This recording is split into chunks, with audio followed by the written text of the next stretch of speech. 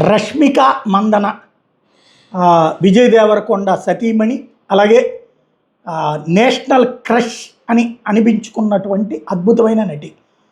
తన నటన, తన ముఖంలోని హావభావాలే తనకు ఒక అద్భుతమైనటువంటి పేరు తెచ్చిపెట్టినాయి.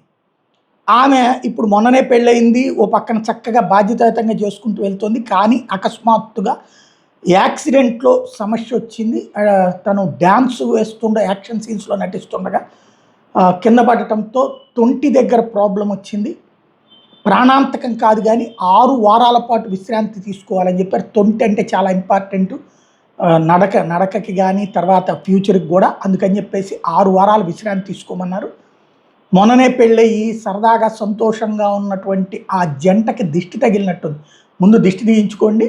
అదే సందర్భంలో అంటే ఇది వినడానికి కొంచెం ఎబ్బెట్టుగా ఉంటుంది, బట్ ఆ జంటను చూస్తే చాలామందికి ఒక ఇది ఉంటుంది, ఈర్ష్య అసూయలు ఉంటాయి. అది నరఘోష అనేటటువంటిది నాపరాయనైనా పగలగొడుతుందన్న సామెత ఉంది. ఇది నమ్మితే వీళ్ళు ఎట్లాగూ ధర్మాన్ని నమ్మేటటువంటి వాళ్ళే కాబట్టి కాస్త దిష్టి తీయించుకుని ఏదైనా పూజలు చేయించుకుంటాం బెటర్.